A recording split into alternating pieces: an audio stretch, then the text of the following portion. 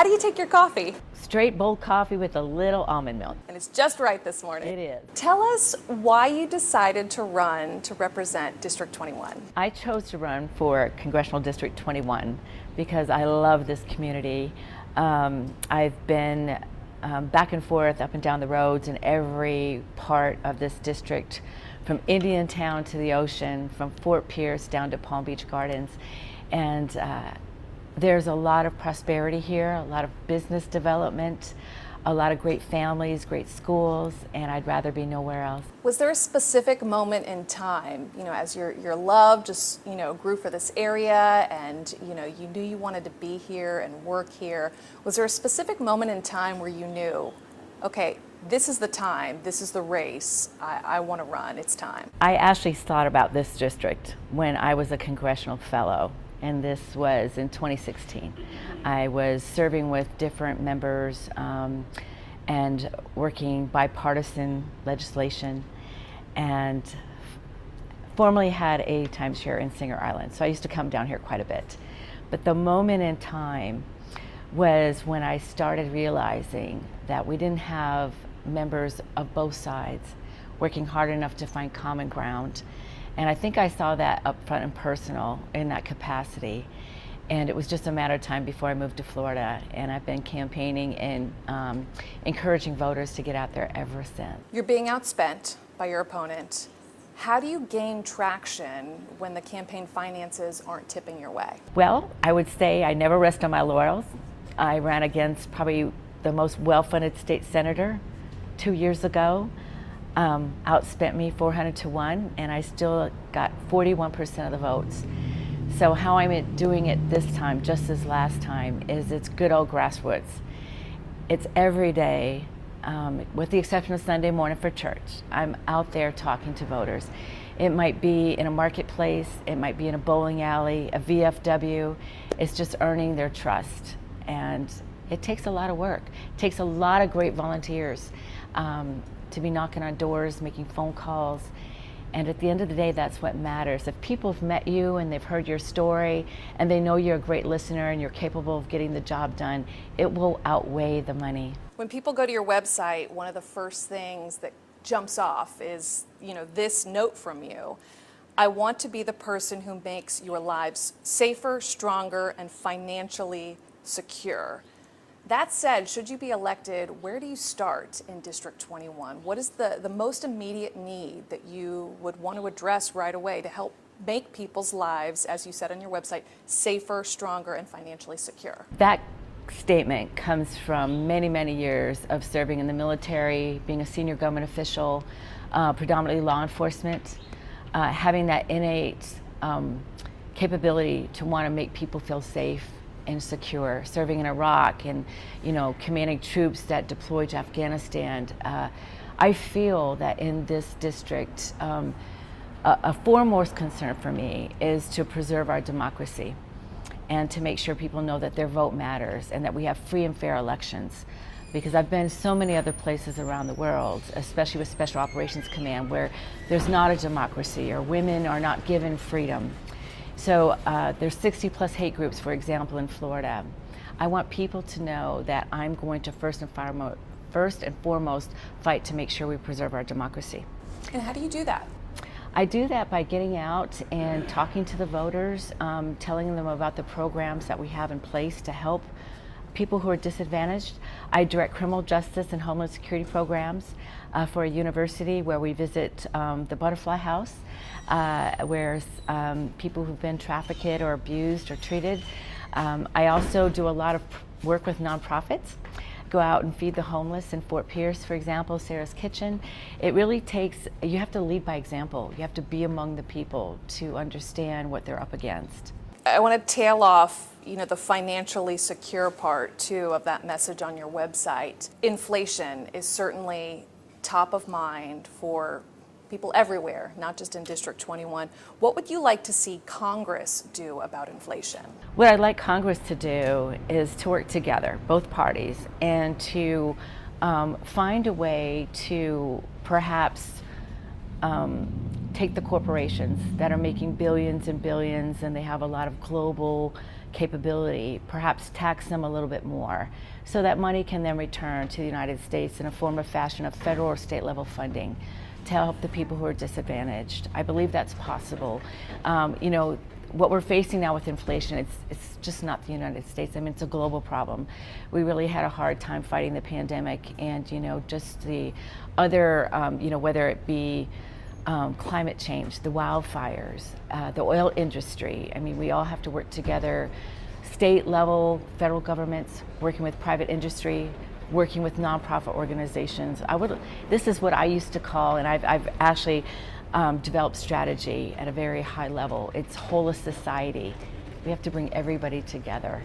But I believe the funding's there. We just have to make sure that it's not constrained and it goes to where it needs to go in a more timely fashion. We are just back from spending time in Southwest Florida. We saw the devastation. We saw the progress. People are rebuilding their entire lives.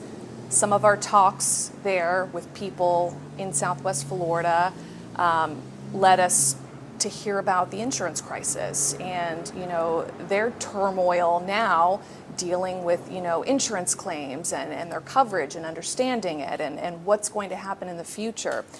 Do you see a congressional role related to flood insurance, whether it be to smooth out the process for people to get it and the requirements that go with that? Yes, thank you for bringing that up. I was in Tampa in 2017 when the hurricane affected that area as well. I've worked with FEMA, I've worked with the National Guard. So I feel in Congress, just as we've witnessed this year, this administration was able to secure a lot of money for infrastructure, development, protection, mitigation. And initially, there were very legislators and our governor that were not willingly accepting that money. And then when it finally got through Congress and then made its way down to our state, now it's finally being distributed to the people and the families that need help. With regard to the housing cost, whether you live in an HOA or a private community or you're just trying to make your rental payments, flood insurance, everything is skyrocketing. And I think we should, at a federal level, be able to have some legislation form so people can't, for example, raise their rent for somebody more than a certain amount every year. I mean, some people it's tripled in the state of Florida or even in our district, and that can be done at a federal level. And how could that apply to flood insurance? The same, talk to me about that.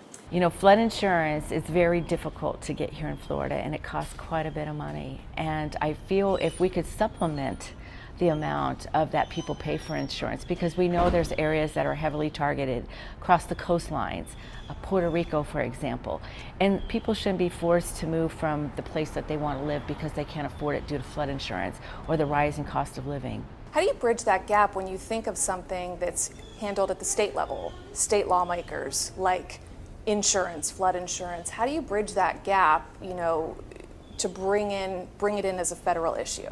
It's hard to bring it in as a federal issue because the federal government, they have so many bills and amendments that they need to get passed, and they're looking at it from a national level. So, for example, the incumbent, looking out for our district's best interest, making sure we have quality water, that we have quality air to breathe.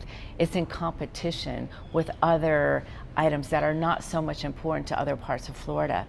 So you have to continually fight to protect your constituents, even to the degree sometimes it's not in your party's best interest. How do you feel the Biden administration has handled the response to Hurricane Ian thus far? I think they've done a credible job. I think we've learned a lot from other hurricanes and other disasters that have occurred here in Florida. We certainly have, I used to work in the Pentagon with the National Military Command Center and overseeing hurricane response many years ago. We've come a long way. We have different legislation passed. We have different policies in place so the funding happens more quickly. We have the National Guard prepositioned. We have electricians coming from out of state. I think we did a pretty decent job. I want to move to another issue that's especially important in District 21, water quality and the environment. This is a signature issue for your opponent. On your website, you describe environmental pollution as the utmost importance for District 21. What needs to change? We need to have more collaboration. We know the Corps of Engineers is a federal entity. We can't control or manipulate their decision making, their funding mechanism. I believe what we're working towards is for them to not be so willing to release the water that has the toxicity in it from the algae blooms down into the St. Lucie River, which I believe is the largest river on the eastern coast in Florida, and to make sure that they understand our concerns. We're also working to make sure that there may be a water storage capability in place where the water could be stored in other alternative areas, which would lessen the amount that the water's rising in Lake Okeechobee, going down into the river. You also say on your website that fines should be increased for environmental lawbreakers and officials should be held accountable when they don't limit the risks posed to the environment. Can you expand on that? Yes. You know, a lot of these corporations and the sugar industry, for example, I mean, they're making millions and millions and millions, and for them to surpass some of the violations and to be fined, it may just be a slap on the wrist because they can afford it. So there needs to be stronger penalties enforced. And it's not just the corporations. Sometimes we have landowners. Sometimes we have people who just are irresponsible, you know, dumping trash or putting things into the water supply. So we need to have a closer eye. I know the EPA is working very hard to also try to make just people in general more aware of what the risks are. I want to talk about abortion. Do you feel Congress has a role in legislating abortion? No. I don't think the federal nor the state government should interfere with a woman's right to choose to have an abortion, to use contraception. You know, and I'm very disheartened, especially as a mother, having served around the world, where I've seen human trafficking, I've seen women not be deserving of such care, that we need to be cognizant that this should not be a governmental issue. I want to talk about guns as well, with Parkland, of course, in mind. You describe the need for common sense gun safety legislation. What does that mean to you? Common sense being what's going to take care of the community at large. I spent the majority of my military career, or even being a government civilian and working with law enforcement entities, and I feel that any type of mass casualty weapon should be only in the hands of someone in a uniform, whether that be a law enforcement officer or someone in the United States military. We have to build back that trust that they're going to protect our communities.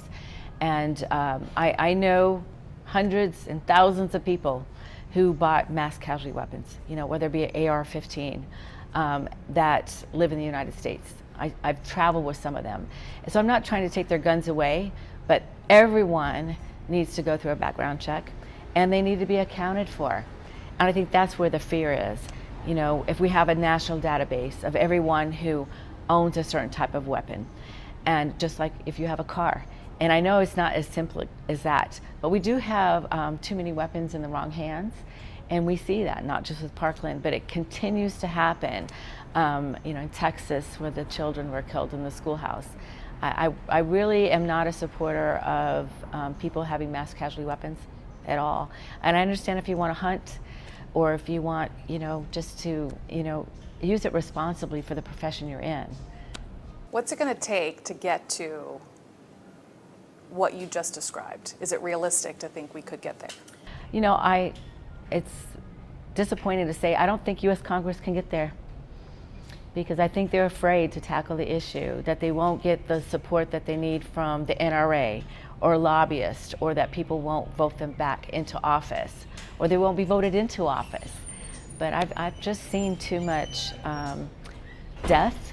I've seen too much victimization to tolerate it anymore. I can see it in your face when you describe this, just the disappointment, I think, in talking about that. We touched on this earlier, but I want to talk about election integrity and voter rights. As you describe it, Floridians must be given a fair and equitable opportunity to vote. Is that happening now? And if not, what needs to change? Well, it's not happening now. I believe in the state of Florida, we have further limited people to have free and fair elections, to pull back the ballot boxes where people who lived out in the country or had to commute back and forth to work, who don't have the luxury of being able to walk into a polling station on election day. That was the opportunity for them to vote. And I know there's some limitations or concerns with ballots being falsely duplicated or people voting that shouldn't be voting. There's mishaps that do happen. It's not a perfect system, but I think removing the ballot boxes made it disadvantaged to a lot of communities out there. I believe that making the election processes more safer has helped. I went to the Palm Beach County SOE display last week, where was given a presentation, and I worked out of that during a special election a few years ago. But better, newer equipment. We have the FBI on site to make sure it's not going to be hacked. So we are making improvements, but I think we've made it more difficult for people to vote. I want to move to Ukraine. What should the U.S. continue to do or do from here on out to help Ukraine? We've done so much already. I know there's a great deal of criticism with the amount of funding, I believe $40 billion that we've provided in technology and equipment. It comes at a great cost. And I know that's hard for taxpayers to recognize. Why would it be in our best national security interest? And I just share, my 30 years of having a top secret clearance, probably more situational aware of some of the threats that we're facing. I believe Russia will continue its expanding of its footprint, like it did through Crimea and Georgia, furthermore to take over Ukraine. So knowing that they're going to fight to the end, Ukraine and their people, to include the women, it's sorrowing. But the bigger picture is, if we do not assist them now, they'll just continue to expand. And other countries are helping. They certainly maybe don't have the money or the technology that we do, but it's a regional effort. And what is your response to some recent Republican comments that the spending in Ukraine needs to stop or be scaled back? How does that sit with you? Well, as the incumbent and I discussed the other day, he believes it's derelict spending and that there is not a formidable national security strategy. Just like in Afghanistan, we were there for many, many years. We pulled out perhaps too quickly, but there appears not to be a very formidable, clear strategy that's been presented by the National Security Council. And I can say, having authored and executed national security strategy and defense strategy, there's always goals and objectives in mind. And it has to be somewhat fluid to adjust as things transpire. But I do believe that we're being responsible to the American public, that we're being revealing with what is going on. We're not trying to hide what we're spending. And we've learned that lesson in other Iraq and Afghanistan. There was a lot of spending that was unaccounted for. So I often tell the story of my great-grandparents coming from Mexico many, many years ago. Went to South Dakota to work on the beet farms, the railroads, and every one of them became a U.S. citizen, graduated high school, and I'm the woman I am today because of their sacrifice. And traveling the world too. In the last 5 years, working with Special Operations Command, traveling to very dangerous countries. In my heart, I believe that most of the people that are coming here illegally are trying to flee to a much safer and secure environment for their families. What I believe we've been trying to do, not just the United States, working with USAID or Customs Border Patrol, is vet the people in place. Move them to a neighboring country. It's a regional effort. Give them a safe haven for a period of time until they can go back home. Sometimes that's not always possible. So still try to vet them before they cross the border to make sure they're not criminals and terrorists, and the majority of them are not. But we don't have the resources we need through Customs Border Patrol or other organizations to make sure that when they do cross the border, that they're kept safe. They're not put in cages, they're not separated from their parents, their family members, and to try to make sure we bolster the capability to vet them. And then not just leave them at the border. I mean, I very much understand the difficulty in Arizona, New Mexico, and some of the other countries, states where they're more prone to cross the border illegally.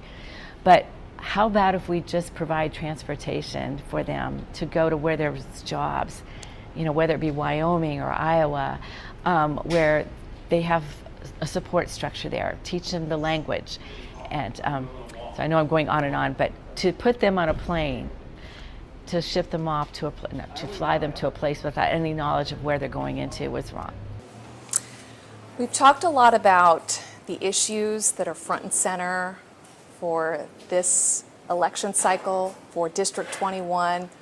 What do voters bring to you when you're out at a coffee shop, when you're around town? What do you hear the most from voters? When they want to talk to you, what is it they want to say? I believe voters are very disappointed in that we in Congress cannot find more common ground for the parties to work together, to get past the negativity, and to try to understand why there's so much infighting. And that's what they believe I'll do, not just because I spent so long in the government, being a teacher, being a mom. I don't know, I think I exude that level of civility, and that's what they want. What's the biggest question you get asked? You're in line to get coffee on a morning like this, and a voter learns that you are running, for District 21 for a congressional seat. What is the biggest question they ask you? Why are you running? And I said, I've never, since I joined the U.S. military at the age of 17, when I first took the oath to serve America, I've never stopped. I'll never waver. I love America. I want her to be free and just a place where people can prosper. That's what I get asked the most. Well, we're almost out of coffee, Corinna, but I do want to know, leading up to what could be a big day in your life, leading up to Election Day, what are some of your personal traditions or the way you feel it's important to spend your time, leading up to the Election Day? It's such a big moment for you. How do you prepare yourself, mentally, personally? What are some things you do? Well, this is my third election be it Congress and state Senate before. So I feel honestly that I'm back on the battlefield in Iraq. Been deployed for over a year, every day, working 90-hour work weeks. And I know I'm bringing it on myself. I teach full-time and I also campaign. The way I get through this is knowing it's for the people. It's not easy. I think I've gained 15 pounds, not exercising as much as I should, but it's for the people. And this last week, I was telling my friend Julie here as a volunteer, I think I slept 2 hours last night. But the last few final days, it's going to be my sons being here with me, my grown sons, my strongest supporters, saying a prayer every morning, and just knowing that I did it for the right reason. And hopefully when those numbers come in, I've won, because I'm so ready to get back to Washington, D.C. and get to work. Thank you so much for your time today. You're going on 2 hours of sleep. I think it's time you go get a second cup of coffee. We appreciate you. Oh, thank you so much. Thank you.